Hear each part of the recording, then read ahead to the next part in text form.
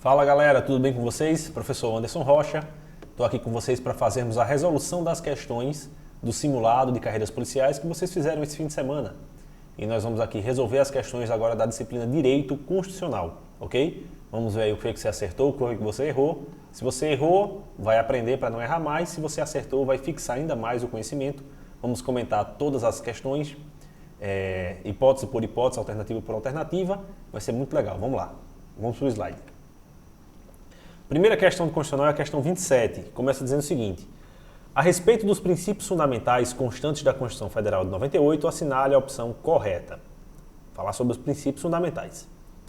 O Estado brasileiro, atendidos os requisitos legais, é obrigado a conceder asilo político a estrangeiro em decorrência de princípio orientador de suas relações internacionais constantes na Constituição Federal. Galera, questão um pouquinho complicada, né? Vê só, de fato, a concessão de asilo está entre os princípios que orientam as relações internacionais do Brasil. No entanto, a questão diz o seguinte, que o Estado brasileiro, se os requisitos legais forem atendidos, ele é obrigado a conceder esse asilo. E aí, pessoal? Está na Constituição a concessão de asilo entre os princípios que orientam as relações internacionais. Um determinado indivíduo vem e pede esse asilo. Ele preenche os requisitos legais. O Estado brasileiro ele é obrigado a conceder? O que é que vocês acham? Não, pessoal, essa questão não está correta. Muito embora exista sim a previsão constitucional, a concessão de asilo ela não é obrigatória, não é vinculada. Esse é um ato discricionário do Poder Executivo. Ele vai apreciar se é conveniente e oportuno conceder ou não conceder esse asilo. Não existe um direito subjetivo de concessão de asilo, ok? Apesar de ter previsão constitucional, está tudo certo na questão, ela só erra quando diz que esse ato vai ser obrigatório, como se fosse um ato vinculado e, na verdade, não é. Perfeito?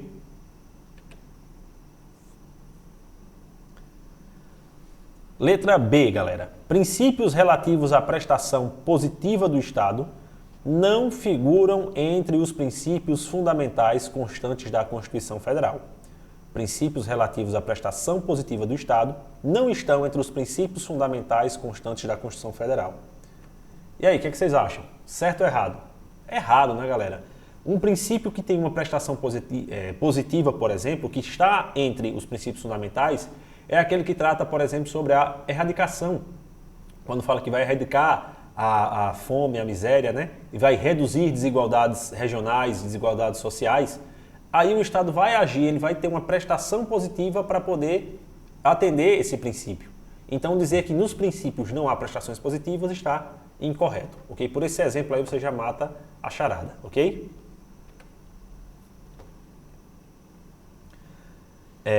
Letra C. A eletividade e a temporariedade são conceitos inerentes ao princípio republicano extraído da Constituição Federal. E aí, galera? Correto, pessoal. Esse é o gabarito da nossa questão.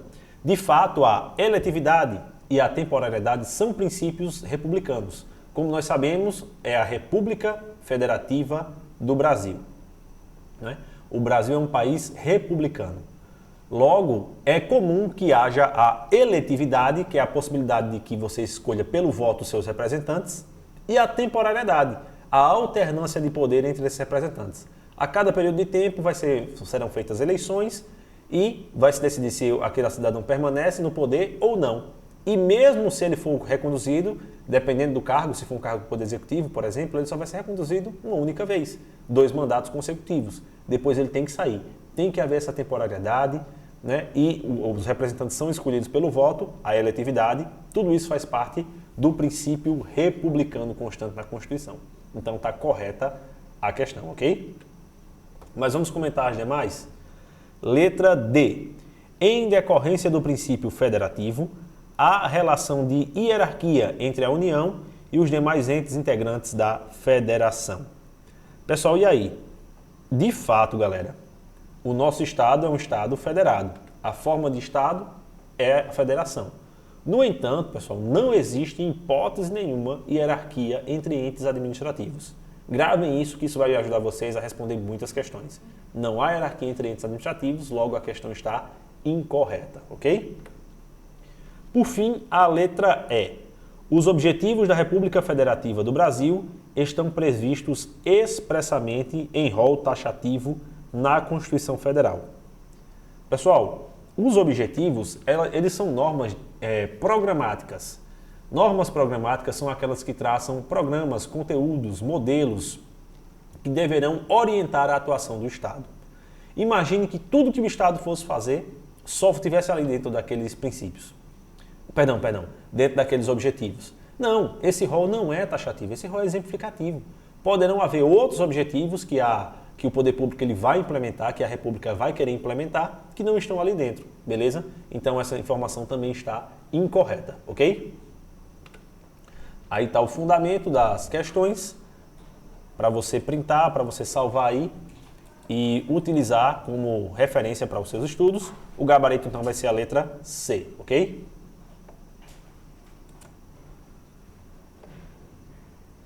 Muito bem, galera. Vamos para a questão agora de número 28. Questão 28, que diz o seguinte: de acordo com a Constituição Federal, é direito do trabalhador urbano e rural a participação nos lucros ou resultados, desvinculada da remuneração. Em relação à aplicabilidade das normas constitucionais, esse dispositivo constitucional classifica-se como norma constitucional. Primeira alternativa, letra A. De eficácia contida, já que o legislador constituinte regulou suficientemente os interesses relativos à matéria, sem deixar margem à atuação restritiva do poder público. Aí, galera, entra naquele assunto da classificação das leis em relação das normas constitucionais em relação à sua eficácia. Nós sabemos que elas são classificadas como normas de eficácia plena, contida e limitada. A letra A, a alternativa A, está dizendo que essa norma, que trata sobre participação nos lucros e resultados desvinculada da remuneração, é uma norma de eficácia contida. Vê só, pessoal, essa assertiva está incorreta. Por quê? O que seria uma norma de eficácia contida? É aquela norma em que, desde o momento da edição da Constituição ou da emenda constitucional que introduziu ela no mundo jurídico, ela pode produzir todos os seus efeitos. Porém, ela é passível de uma limitação havendo atividade legislativa posterior. Ou seja, quando da edição de uma norma infraconstitucional, ela poderá sofrer limitação no seu campo de atuação. Logo, ela é potencialmente limitável. Não é esse o caso dessa norma que nós estamos estudando. Eu vou adiantar para vocês, trata-se de uma norma de eficácia limitada. A norma de eficácia limitada é aquela que produz pouco efeito no momento de sua edição. Quando ela entra no mundo jurídico, ela tem uma limitada eficácia, mas ela produz alguma eficácia, apesar de limitada, e ela só vai produzir plenos efeitos a partir do momento que ocorra uma atividade legislativa posterior regulamentando-a. É justamente o caso desse inciso, que trata sobre a participação em lucros e resultados. É necessário que venha uma lei e essa lei regulamente esse inciso para ver de que formas vai acontecer, quais são os percentuais, quais são as regras, as empresas que vão aderir, os funcionários que irão receber, para traçar as regras que vão regulamentar essa participação em lucros e resultados. Beleza? Então sabemos que a letra A não é o gabarito da nossa questão. Letra B. Norma de eficácia limitada, uma vez que depende de normatividade ulterior para completa incidência sobre os interesses tutelados. Pessoal, esse é justamente o gabarito da nossa questão. Essa norma é uma norma de eficácia limitada, ela depende de uma atuação legislativa para poder regulamentá-la, dizer os seus efeitos, como é que vão ser produzidos, e os seus titulares possam usufruir desses direitos previstos aí, ok? Nessa norma de eficácia limitada. Vamos comentar as demais. Letra C. Norma programática, pois limita-se a delimitar preceitos a serem cumpridos pelo poder público. Pessoal, as normas programáticas também são espécies de normas de eficácia limitada.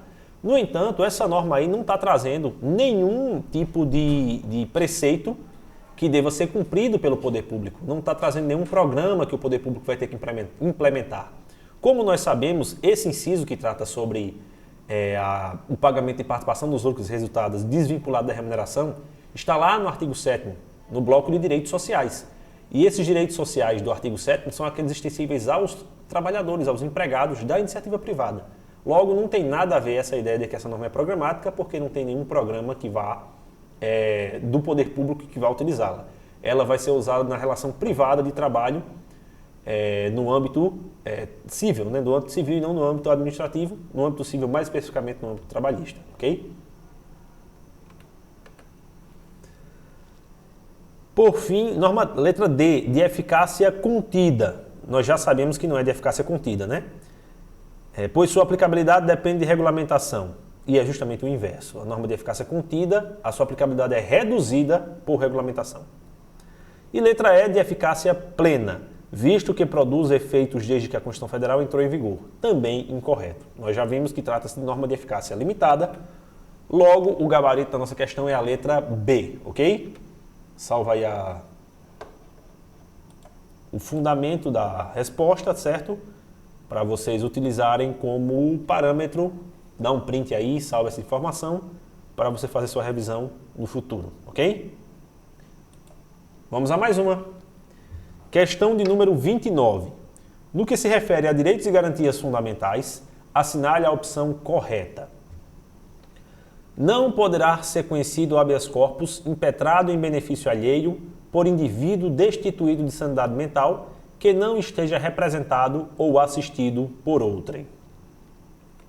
E aí, pessoal, a questão está dizendo o seguinte: se um indivíduo que sofra de algum tipo que esteja destituído de sua sanidade mental, ele impetra um habeas corpus e ele não coloca junto no habeas corpus a assinatura de seu representante legal ou de seu assistente legal, ainda assim esse habeas corpus será conhecido? Sim ou não? A questão diz que se não tiver a assinatura do representante, o habeas corpus não poderá ser conhecido. Está certo ou está errado? Contrariando a lógica e o senso comum, a doutrina, parte da doutrina, entende que em virtude da característica da universalidade do habeas corpus, em que qualquer pessoa poderá ser impetrante, nem todos poderão ser pacientes, mas qualquer pessoa poderá ser impetrante. Logo, é possível que mesmo uma pessoa que sofra de uma insanidade mental, o seu habeas corpus seja conhecido, ainda que ela esteja atuando sem a assistência ou representação, certo, de um curador, de um representante legal.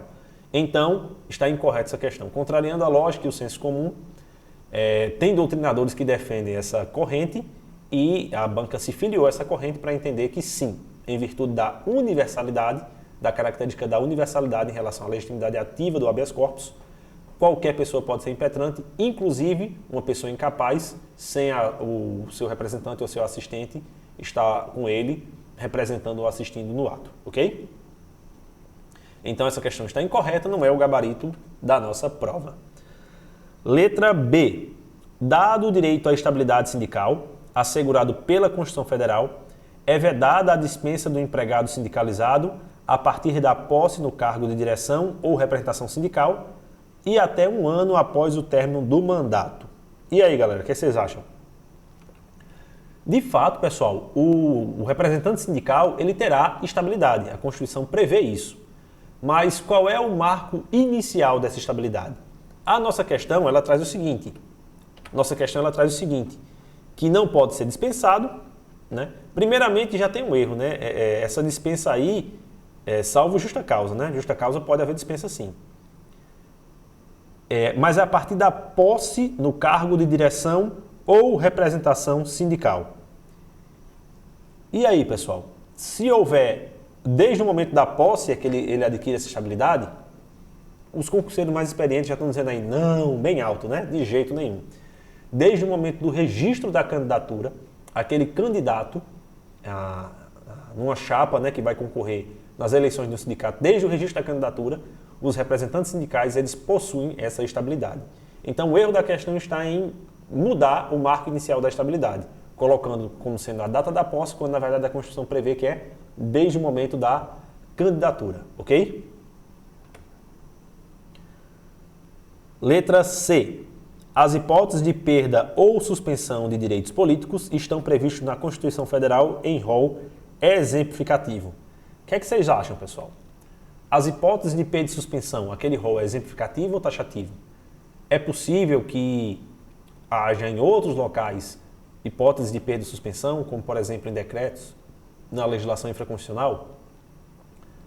Essa questão aí, pessoal, está errada, porque aquele rol não é exemplificativo, aquele rol é taxativo, né?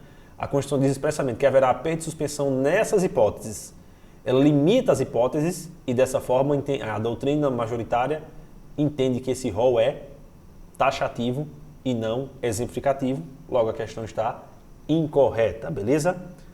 Letra D. Se uma obrigação imposta a todos contrariar convicção de natureza filosófica de determinado indivíduo, esse indivíduo pode invocar o direito à escusa de consciência. E aí, pessoal? Uma obrigação imposta a todos e aquele indivíduo ele se recusa a cumprir por questões filosóficas. Ele pode invocar a escusa de consciência, pessoal? Correto, pessoal. A escusa de consciência ela pode ser invocada por questões de cunho político, religioso ou filosófico, né? Ele pode sim alegar a escusa de consciência e deixar de praticar aquela obrigação imposta a todos. No entanto, ele estará submetido a uma obrigação alternativa, ok? Como a Constituição prevê. Logo, pessoal, essa questão está correta. A letra D, a alternativa D está correta, é o gabarito da nossa questão, ok? Letra E, última alternativa, letra E. A responsabilidade pela divulgação do direito de resposta proporcional ao agravo é do autor da ofensa e não da direção do órgão de comunicação. Vê só, pessoal. Essa questão aí diz acerca do direito de resposta, não é? E ele diz o seguinte, que se for veiculado por uma mídia, por um órgão televisivo, um jornal impresso, um rádio, a responsabilidade pelo direito de resposta será da pessoa que divulgou e não do veículo de comunicação. O que é que vocês acham? Até com a lógica, né, a gente consegue mais ou menos matar essa questão. Está incorreto, pessoal. A responsabilidade do direito de resposta será do veículo de comunicação majoritariamente. Inclusive, a legislação infraconstitucional regula essas disciplinas, essas hipóteses aí, e fala que justamente havendo a veiculação de informação falsa, o direito de resposta vai ser obrigatoriamente do meio, se for de veicular a informação falsa através de um meio de comunicação, esse meio de comunicação vai ter a responsabilidade de garantir o direito de resposta àquela pessoa que foi ofendida, que foi prejudicada por aquela informação incorreta. Ok, galera? Logo, pessoal, o gabarito da nossa questão é a letra D, ok? E aqui está o comentário de cada uma das hipóteses, salva aí para você utilizar no futuro, beleza? Caso necessário. Inclusive, na letra E a gente coloca aí a legislação 13.188 de 2015. Os artigos 1º e 5º eles regulam o direito de resposta, ok? Vamos para mais uma questão. Questão 30. Em relação às atribuições e responsabilidades do Presidente da República, assinale a opção correta. Letra A. O Presidente da República pode delegar ao Procurador-Geral da República a atribuição de prover e extinguir cargo público na administração pública federal. E aí, pessoal? Aqui está dizendo que o Presidente ele vai delegar ao PGR, volta aqui para mim, está dizendo o seguinte, o Presidente ele pode delegar ao PGR a atribuição de prover e extinguir cargo público na administração pública federal? O que é que vocês acham? Ele fala de duas hipóteses. Primeiro, prover. Acompanhe aqui comigo nos slides. Ele fala que pode prover e extinguir, né? Essa questão de extinção, pessoal, de cargos públicos, ela só pode ser feita por meio de lei. Lembram disso? A criação, a extinção e o aumento de remuneração de cargos públicos só poderá ser feito por lei. No entanto, estando esse cargo público vago, é possível a extinção dele através de decreto autônomo. As hipóteses de decreto autônomo, elas não são delegáveis. Logo, essa questão está incorreta. Primeiro porque a extinção de cargo público, ela se dá por meio de lei e não é ato privativo do Presidente da República, com a exceção de que se ele estiver vago, mas a questão não diz isso expressamente, é possível fazer por decreto autônomo, mas são competências não delegáveis. Ok, pessoal? Logo, a questão está incorreta. Esse não é o gabarito da nossa questão. Vamos para a letra B. A competência do Presidente da República para conferir condecorações e distinções honoríficas não se insere entre aquelas passíveis de delegação a ministro de Estado. É justamente isso, pessoal. Esse é o gabarito da nossa questão. Essa é uma das atribuições do presidente que são não delegáveis. Infelizmente, pessoal, algumas questões dessa você tem que decorar. Estudar realmente as atribuições que sejam do presidente, decorá-las, né? Porque só assim você consegue acertar uma questão como essa, ok? Letra C. A aprovação... Desculpe. Compete ao presidente da República, após a aprovação prévia do Congresso Nacional, decretar estado de defesa e estado de sítio. E aí, galera, o que vocês acham? Pessoal, tá parcialmente certa, né? Porque, de fato, o estado de sítio, o controle legislativo ele é prévio. Tem que haver uma autorização do Congresso Nacional para decretar o estado de sítio. Em relação ao estado de defesa é diferente, pessoal. Primeiro, o controle legislativo ele é posterior. Primeiro se decreta o estado de defesa e em 24 horas o Congresso vai apreciar. É assim que funciona, ok? Logo, a letra C está incorreta, não é o gabarito da nossa questão. Letra D. Ofenderia a Constituição Federal decreto presidencial que tivesse por objeto a extinção de cargos públicos vagos, pois trata-se de matéria de reserva legal. Como nós já vimos, em regra, é matéria de reserva legal a extinção de cargos públicos. A exceção é justamente cargos públicos vagos na administração federal.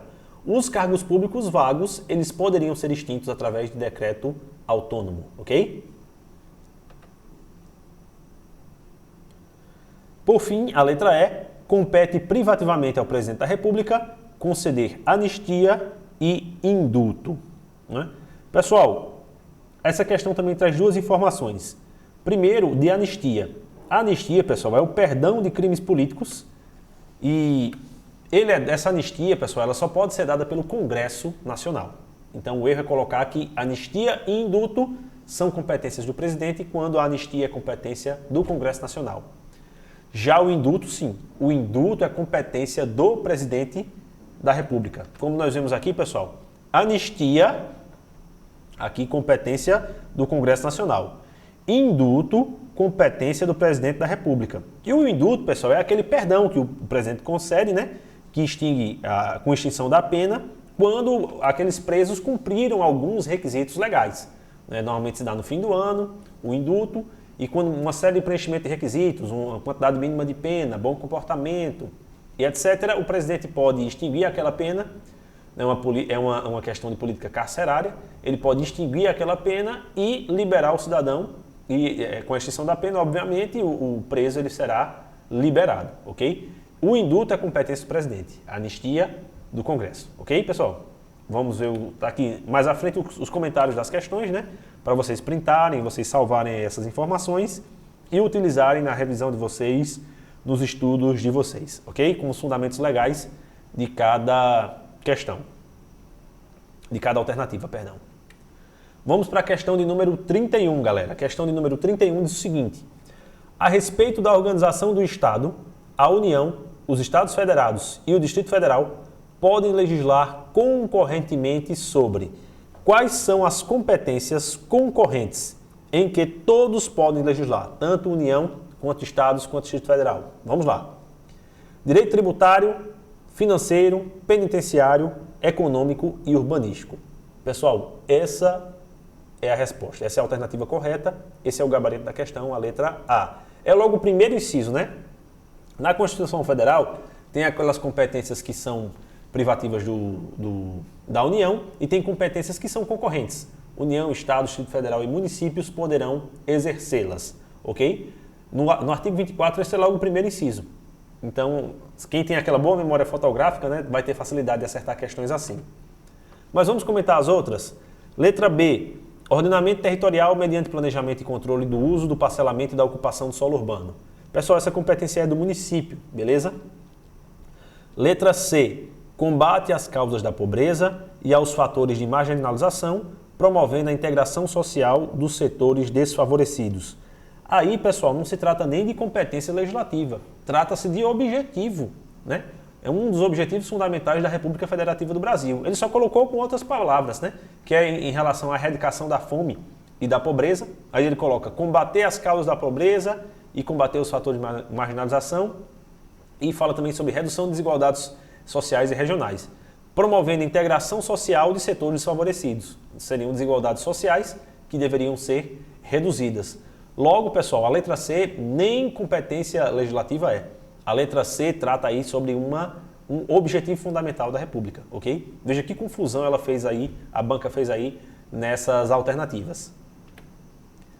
Letra D, direito civil, comercial, penal, processual, eleitoral, agrário, marítimo, aeronáutico, espacial e do trabalho.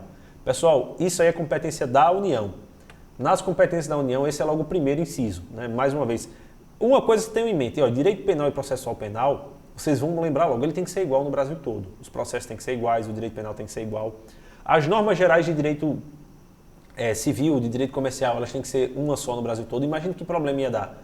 Algumas, por lógica, você acaba matando, mas o ideal é tentar realmente fazer um checklist, memorizar, para poder se sair bem nas provas, ok? Então, não é uma competência concorrente de todos os entes. Por fim, letra E. Política de crédito, câmbio, seguros e transferência de valores também é uma competência privativa da União, galera. Tá aqui as questões com um fundamento legal e o gabarito da nossa questão é a letra A, ok? A letra A é o gabarito da nossa questão. Vamos agora para a questão de número 32.